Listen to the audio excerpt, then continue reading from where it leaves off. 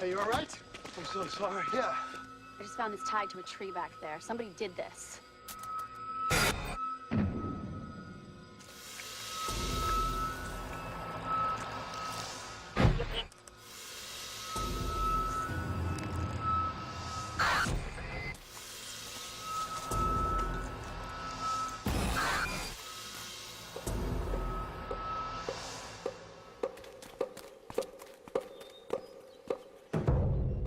Hello?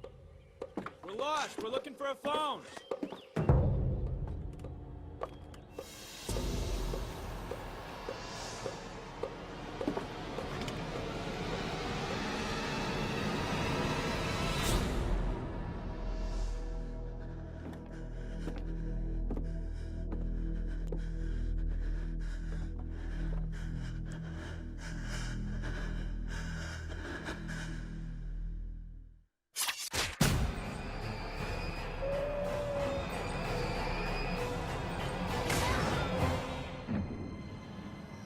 Sweetheart, baby, seriously, this isn't funny.